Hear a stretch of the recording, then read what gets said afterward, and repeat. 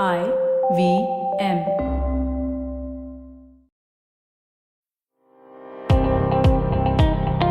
Welcome to All Things Policy, a daily podcast supported by Pragati, a flagship media initiative of the Takshashila Institution.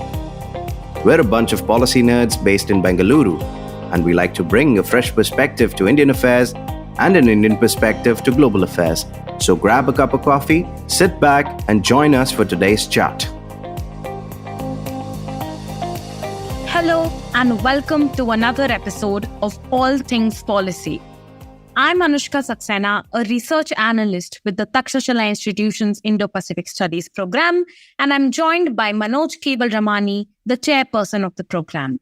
In today's episode, we're going to be discussing a host of meetings that recently concluded in Jakarta, Indonesia, where China and various other countries from around the world, as well as the 10 ASEAN countries participated. These meetings include the ASEAN Regional Forum's Foreign Ministers meeting, the 13 East Asia Summit Foreign Ministers meeting, and a bunch of multilateral and trilateral meetings such as the ASEAN Plus 3, the China-Japan ROK trilateral, and bilateral meetings like the one between China and the US, China-Singapore, China-Vietnam, so on and so forth. And there were a lot of interesting comments made at these meetings. So Chinese representative in these meetings was Wang Yi, who is the director of the Office of Foreign Affairs of the Communist Party of China. And the foreign minister of China, Qin Gang, was, as we were told, unable to attend due to health issues. And across these bilateral, trilateral, multilateral meetings, we observed that Wang Yi had a lot of points to make. China had multi-point proposal to put forward to all the ASEAN and other countries participating with regards to contentious issues like Taiwan, the South China Sea, the NATOization of the Asia Pacific, and some other more niche issues like Japan's release of nuclear waste into waters and other topics that concern China, like supply chain decoupling and food security. And in our conversation today, we're going to be focusing on some of the key aspects of these meetings, which include Wang Yi's meetings with US State Secretary Antony Blinken, Wang Yi's comments at the ASEAN Regional Forum and the East Asia Summit, and of course, Wang Yi's interaction on the sideline of the ARF Foreign Ministers meeting with Indian Foreign Minister S. Jaishankar. So welcome to the conversation, Manoj. Hey, thank you so much. So to begin with, what do you think was China's central message to these countries across this slew of meetings? Do you think there were a few points that stood out, or do you think there was the same old repetition of how China expresses its concerns, how China says that ASEAN countries should be free to choose, and how it kind of targets its messaging towards the US in saying that the US should refrain from interfering in regional matters? So was that repetition kept well and alive, or were there any new messages, any new proposals that kind of stood out to you and could be developed into something more substantive or meaningful in future conversations? Hey, good question. So I think that the broader message by the Chinese side remains constant, right? And that is one of China being an opportunity and not a threat, whereas the United States fundamentally fueling a Cold War-like situation in the region. So I think that message has been consistent for some time now, and it continues to remain the case. Everyone knows that there is quite a bit of anxiety in East Asia with regard to the potential of, what great power rivalry could bring for the region. And everybody in the region wants to sort of preserve the economic dynamism that the region has enjoyed and not sort of get sucked into choosing sides. So I think that's the trend that's been there for some years now, and that trend continues. I would say that perhaps at this point of time, what we are seeing is a much more constructive engagement. At least that's what the message that we are getting also from actors in the region. So for example, the Singaporean foreign minister's interview after the meetings in Indonesia seemed to suggest that it is a much more constructive set of meetings. There was less sort of blame game. There was less name calling. I think the Indonesian side also, when they spoke, the Indonesian foreign minister, when she spoke, was quite categorical that, we want to see something constructive. The region must remain stable. The Indo-Pacific is not a battleground, if I'm quoting her correctly. So I think that is essentially what's the backdrop of what is happening and what was happening in Jakarta. The effort is to try and make sure that you focus on the development agenda. And I think that from both the United States and China, you saw a toning down. I mean, I wouldn't say that the Chinese side had toned down the message. I think it was still quite sharp. But from the United States, at least, you saw a much more toned down message. I think, Blinken's engagements with other actors also, where he was explaining the idea of what a free and open Indo-Pacific would mean.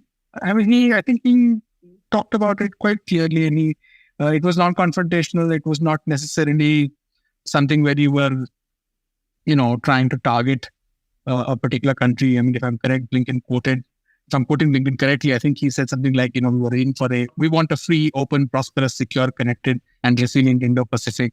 And he explained that as being countries being free to choose their own paths and their own partners, where problems are dealt with openly, and there is no coercion, and rules are reached upon transparently and fairly, where there is freedom in terms of ideas, people, all of that, whether it's in the seas, whether it's in the skies, whether it's in cyberspace. So I think the idea is therefore not necessarily presenting an us versus them to the region. So in that sense, I think it was semi-constructive from what we have seen in the past. So in that sense, I think that is the backdrop in which all of this has happened. Did the Chinese side present any new ideas and whether it's any new outcomes? I think that from a meta point of view, the new outcome that was there was the guidelines with regard to the negotiation of the Code of Conduct of the South China Sea. Granted, we don't have the guidelines in public. At least I've not been able to access them so far. So we don't know what they contain. But at least there's an agreement on how you would negotiate forward on the South China Sea. We can talk about that going forward. But to me, that's the sort of broad lay of the land. Right, absolutely. And I think there was definitely an economic and developmental overtone to all conversations at the Chinese end as well. We saw a lot of emphasis on the regional comprehensive economic partnership, kind of push for Hong Kong becoming a part of RCEP. Then, of course, there was drum beating on the successes of the Belt and Road Initiative. And I believe Blinken and various other foreign ministers of ASEAN countries also said that they support China's global initiatives, which was definitely something significant and constructive as opposed to what we've seen in the past. So from the readout that the Chinese Foreign Ministry published on what Wang Yi discussed with Blinken, we see that they propose a 3-point way forward for US-China relationship, in which they argue that the two sides need to resolutely stop grey rhinos, properly handle black swans, and thoroughly remove tigers blocking the way. And this is what will be needed to create conditions and remove disruptions and stabilize the US-China relations. On this front, do you think that the message from China is that it is the US that is causing that is the primary causal factor in the disruption in US-China relations, and the US needs to kind of reflect on how it's approaching China to be able to mend the relationship? And do you think some of what the ASEAN countries or some of the statements of the ASEAN countries' foreign ministers reflected this kind of sentiment? Or was it again the similar path of them not being sucked into choosing sides and rather waiting for the two sides to manage their situation by themselves? Yeah, I think that from a Chinese point of view, and this they have made the case for quite some time now, their argument has been that the United States has fundamentally misperceived and misinterpreted what China's rise is and what China's ambitions are. And it is that perception which is leading to what they call erroneous policies. And I think Wang Yi reiterated that, right? He called on Blinken to adopt a rational and pragmatic attitude, for the United States to adopt a rational and pragmatic attitude to work with China. And he talked about the need to advance consultations on guiding principles for China-US relations. One sort of interesting takeaway that I have from the meeting between Blinken and Wang Yi was that Chinese side said that, and I'll quote the report that quotes Wang Yi. He said that China and the United States should work together to expand diplomatic and security communication channels, improve the effectiveness of communications, and facilitate people-to-people exchanges. So the people-to-people exchange piece, I think, is already something that they are working on after Blinken visited Beijing recently. But I think the diplomatic and the security communication channels is something that, if you remember, when Blinken had visited China, was one of the things that was, not achieved. He categorically said that the United States wants to establish direct security conversation with the Chinese side, and that's not happening. Now, the Chinese demand on that has been that its defense minister is under American sanctions. They want the sanctions to be lifted. The Americans have said we're not lifting the sanctions, but that does not prevent dialogue. And it's basically gone nowhere. And the American concern essentially has been around, look, we need to set up guardrails when it comes to our security activities so that we can avoid any escalation unintentionally. So I think that one bit in the statement is quite worth noting.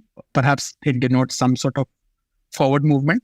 So I think at the end of the day, both sides still remain deeply suspicious about each other, particularly from Beijing's perspective when it comes to what it defines as its core issue, which is Taiwan.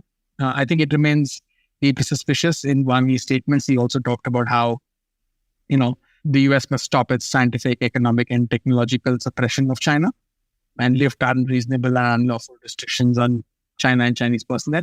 So I think that some of these points of friction sustain. But what we are seeing is gradual dialogue. In the backdrop of this meeting, the US climate envoy, John Kerry, has been in Beijing. And this is the third senior cabinet level official visiting China in the past few weeks after Blinken, then Treasury Secretary Janet Yellen, and now John Kerry. And we know that we are hearing that the Commerce Secretary is going next. So I think that there is momentum being built up to try and find at least some degree of familiarity, some degree of common ground from both sides. I have a feeling that we're likely to see this leading up to the APEC summit in San Francisco. And let's see what happens after that. But at least until then, I think there's an effort to try and stabilize. So I would say this business of rhinos, tigers, and swans is related to, ensuring that things don't get derailed, at least for the moment, while you work on these long-term things like the guiding principles for the relationship and expanding channels of communication. So I would say that it was from the perspective of US-China ties and stabilizing them, it was a positive meeting. And the fact that your meeting is firstly positive is something that's worth noting. Right. That makes sense. And I think when China says that the two sides must return to the Bali agenda, they clearly mean that sanctions against Li Shangfu must be taken down. And that becomes a precursor to security or military to military conversations kind of returning back to the fore. I would not necessarily interpret it as that. I think that if there can be enough will on both sides to try and find, and to me, essentially, why is it that Beijing has been playing tough on security issues is one reason is because it realizes that the Americans are concerned and it is their primary concern. Secondly, it realizes that it holds the cards when it comes to escalation, right? It allows for Beijing to push back on American presence in the waters surrounding China without necessarily facing certain kinds of consequences. It allows it to redefine what those red lines are. So I think that is much more important than just the sanctions. The sanctions against Li Shangfu are, they're irritant. They are a symbolic gesture of equality that Beijing desires. So I'm not downplaying that they're unimportant. But I think that there's a much more important thing in there, which is that the lack of a clear dialogue under whatever pretext allows Beijing to establish. And it is uncomfortable with the idea, with the American conception of guardrails, because it sees that as the United States legitimizing its presence and asking China to accept containment.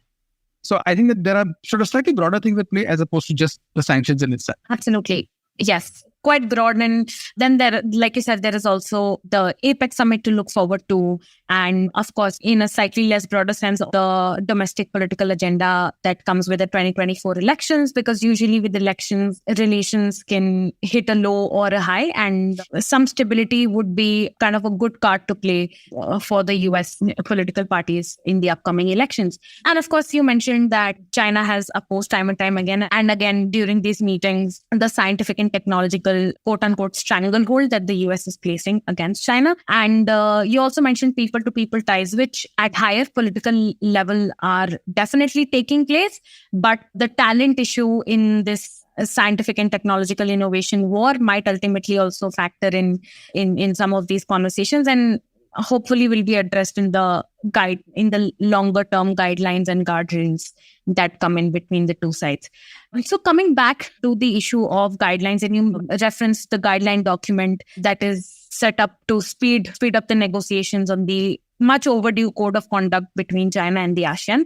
And there was also a joint statement that was released in the ASEAN-China post-ministerial conference, which was on commemorating and reflecting on the 20th anniversary of China's accession to the Treaty of Amity and Cooperation. And not only did it also mention the speeding up of the process of bringing about a code of conduct, it also talks about the fact that the code of conduct should be based on the UN Convention on the Law of the Sea, so on and so forth.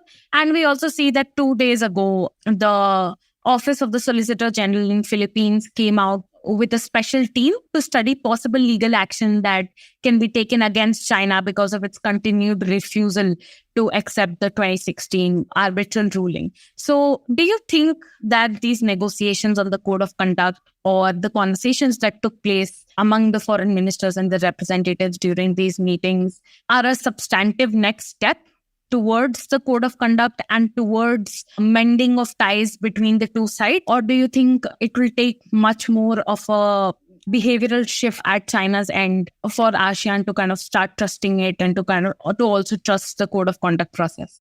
To me, this is not really a legal issue. To me, this is a political issue, and it's likely to remain.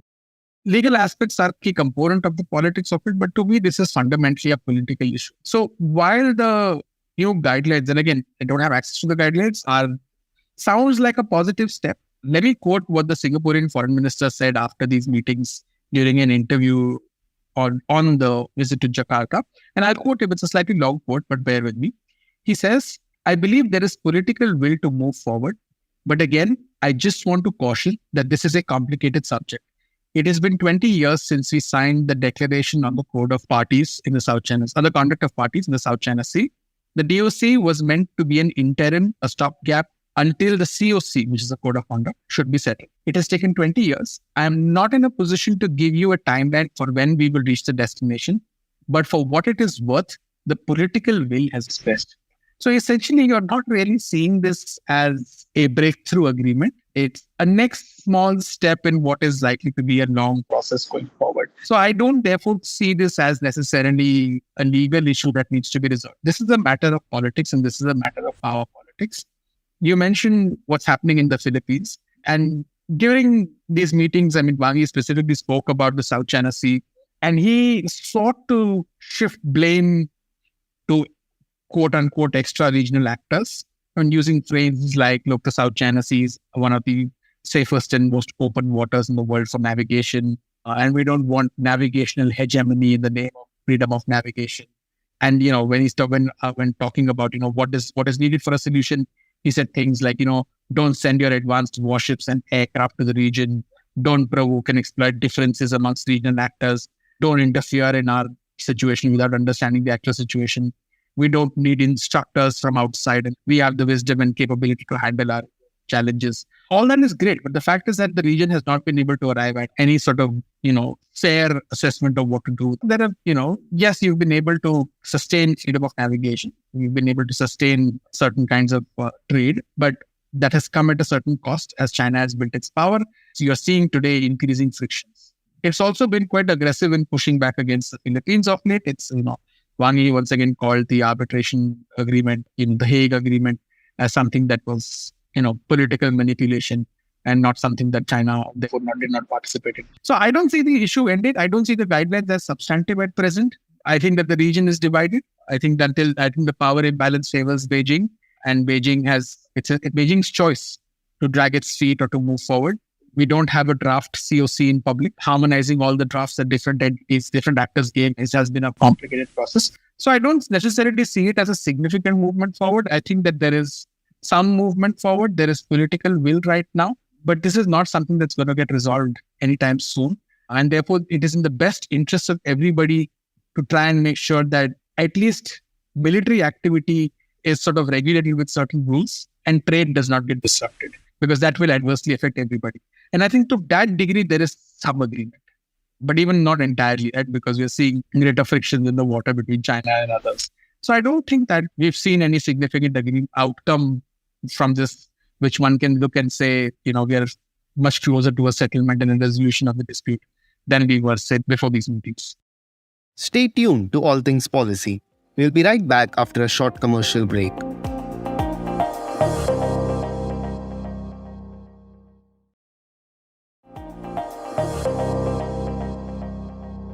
absolutely. And I think there was discussion on the second draft of the COC as well. And of course, the issuance of these guidelines. Like you said, these are just milestones in a much longer process, and it's already taken 20 years. And regarding the point that you made about the disputes of the South China Sea being attributable to external interference, most likely the US and its allies, I guess seeing some kind of a follow-up in the Chinese message at these meetings from what China had to say about discussions at the recently concluded NATO summit. We also saw that after the NATO summit concluded, China's perception of what was discussed there was that NATO is seeking business in a region that it's not supposed to be in. The NATO summits featured discussions with Australia, New Zealand, Japan, and South Korea. And China said similar things at the foreign ministers' meetings at the ARF and the East Asia Summit, where it argued that some NATO countries follow bloc confrontation. All of this is not necessary. We don't need this outdated Cold War mentality. So do you think China in general and Wang Yi in specific, also sounded this kind of warning to ASEAN countries that, you should keep your engagement with NATO limited, not only ASEAN countries, but also Japan and South Korea? Do you think that that message was alive and well at these meetings? Yeah, I think that was one of the central messages that the Chinese side had throughout these meetings. I think one of its core argument was that China's rise and China's modernization over this next process of modernization is an opportunity for ASEAN and others. And, the West's engagement, particularly the US's engagement in the region, is detrimental. And I think that is a fundamental message that the Chinese side was giving throughout this entire set of meetings. I think it was interesting. I give you some examples, right? So when you had the ASEAN +3 meeting, like you said, Wang Yi talked about Hong Kong, he talked about RCEP, he talked about, how China will continue to support the ASEAN, the emergency rice reserve mechanism. It'll support food security. He talked about how there is, China supports the ASEAN statement on the development of an basic ASEAN EV ecosystem, and it will work in that regard. It will work on poverty alleviation, rural development, and so on and so forth. So its argument was that, look, China is presenting you a development opportunity, and it will continue to work on those economic grounds, trying to build this sort of economic interplay between China and the ASEAN countries. ASEAN as a group as a whole, but also ASEAN countries. It promised lots of, for example, to Vietnam, there were commitments of, hey, we'll buy more of your products and we get more of your products to come into China. And the Vietnamese side, I was very impressed by their foreign ministry statement, which said that Vietnam expects expanded exports to China. So it's not just you can't be making these empty commitments. Wang Yi was also talking about, when he spoke to the Indonesian foreign minister, the focus was on green development, digital economy, poverty, food security. So you're talking about these core issues in the context of China being an opportunity. And then you juxtapose this with the idea that there are three things that you need to be extremely vigilant about in this region. The first is the so-called Indo-Pacific strategy of certain states, which his argument was that impacts at its core impacts the centrality of ASEAN and whatever cooperation frameworks that exist. The second is NATO's attempt to get in the region. And there have been lots of commentaries and lots of articles by analysts and official commentators in Chinese media about the Asia Pacificization of NATO and how, the summit that ended in Vilnius essentially is telling us that NATO wants to move towards the Asia Pacific and it's attempting to do so. So the argument that Wang Yi had was that you don't want this. This will destroy the peace in the region. This will destroy stability in the region. And the third point that he made was, again, be careful of extra-regional powers undermining cooperation in the region because of NATO, because of the South China Sea issue. So this was its core argument, that China is an opportunity, the United States is a threat, and NATO, which is US-led and a quote-unquote tool for American hegemony, is a threat to the region, and the region must reject this. In another sort of core argument, which was that Taiwan is something which is a flashpoint for everybody to keep in mind, because it is an internal matter for the PRC and nobody has locus standi on it. So if you want a stable region, you must support the One China principle and you must not support any sort of foreign interference in the Taiwan issue.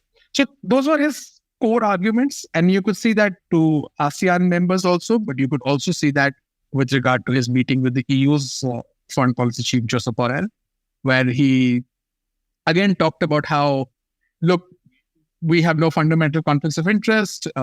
We both have very similar worldviews in many ways. We want the United Nations-based system to sustain. So it's your responsibility to not waver and backpedal and continue the direction without necessarily allowing third parties to interfere, and pursue your own strategic independence and make a quote unquote independent judgment. So again, the entire argument is one of the US, NATO, the US's Indo-Pacific strategy is a threat to peace and security, whereas China presents an opportunity, and therefore you must reject that. So I think that was very strongly reflected, and I think this is something that's going to continue in the weeks and months and years to come as this China-US contestation, and not just China-US contestation, but China's friction with the West also continues to sustain. Right. Absolutely. I agree. And even to the EU, while speaking with Borrell, Wang Yi said that he proposed the same development-oriented model where he said that China is ready to work with the EU to leverage complementary advantages, and China wants to support EU's global gateway strategy. And in that sense, it kind of respects EU's strategic autonomy and decision-making free from US influence. I have one quick final question for you, Manoj. What did you think of Wang Yi's meeting with S. Jaishankar? Of course, there was a brief discussion of border situation, and Wang Yi told Jaishankar that, we are these two great regional civilizational powers. We need to be free of mutual suspicion and go for mutual support. So do you think this is finally the kind of moderation that we were looking forward to in China's stance towards India? Or we need to see something substantive play out on the grounds for this to be realized? Yeah, I don't think that there is any moderation. I think it's good that both of them are meeting. I think it's important for both sides to talk, but I don't see any moderation. I don't see any changes in terms of what's happening. The one outcome point that I think was interesting was that they both agreed, and both sides said this, that there's a principled agreement, principled consensus on the launch of the BRICS expansion process. We know that India has been quite cautious about this expansion process. India is not necessarily very keen on the BRICS becoming diluted from what its original objective was to becoming this bloc which the Chinese and the Russians potentially maneuver in an anti-Western direction. And an example of that is, for example, the talk about having a BRICS currency, which India quite clearly said makes no sense at this point of time. So I think that there is cautious around that. So I'm quite curious to see what that principled consensus is and what that means in action, because it's a principled consensus is quite sort of high level. Action points are much more useful. Right? They talked about the next core commander meeting, but there was no date to it. It was as an early date, so that's fine. And Wang Yi reiterated that specific issues must not define the overall relationship, which is at the heart of the India-China friction at the moment. India believes that, look, you can't have a relationship where you have such abnormality at the border, where you have such friction at the border and such deployments at the border, while saying that let's have a normal overall. That's not just some specific issue. That's that's a significant part. That's core to the relationship. I think Wang Yi also talked about how China was concerned about the actions taken against Chinese companies in India. And again, all this tells you is that the relationship is currently in a very negative state, and it's likely to sustain in that state. So I don't think that the meeting necessarily tells us that we are on the mend, that the relationship is on the mend. I think that we'll have to wait for some months and see as we hit the G20 summit, Xi Jinping travels to Delhi. If there is a bilateral meeting between Xi Jinping and Modi, that will probably give us some direction, and it will give us a signal that the relationship is perhaps on the mend, possibly. But as long as we don't see movement on the border and movement, direct dialogue between the two leaders also, it just tells you that things are not normal. There is a lot to look forward to in the relationship. The state of the relationship, of course, bad. And I agree with you that until and unless there is constant conversation between the two sides, beginning with this meeting on the sidelines of the ARF Foreign Ministers Summit, as well as on a more military to military level with the co-commander level dialogue, there will be no significant improvement on the ground. And of course, China has in the recent past accused India of mistreating its journalists in the country, mistreating its businesses. And India has given its appropriate reasons to take the kind of economic actions that it does against some of the Chinese entities operating in the country. And these are all symptoms of this worsening trajectory in the relationship, which again needs to be mended both with continued high-level and sub-level dialogues, as well as other more abstract aspects of the relationship, such as people-to-people dialogue, cooperation on some aspects of trade, so on and so forth. And of course, there is a desire at the Indian side to be treated as a Chinese equal in the regional order, to be treated as a pole, which currently China is not willing to concede on, among other things.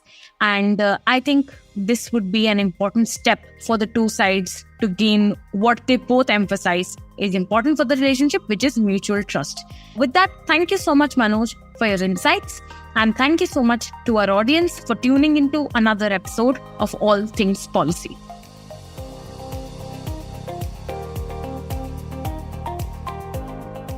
If you liked our show, don't forget to check out other interesting podcasts on the IVM network. You can tune into them on the IVM Podcast app, ivmpodcast.com, or wherever you listen to your podcasts. You can also follow IVM on social media. The handle is @IVM Podcasts on Twitter, Facebook, and Instagram. And hey, if you'd like to dive into Takshashila's research on technology, strategy, and economic affairs, check us out at our Twitter handle @TakshashilaINST or our website takshashila.org.in.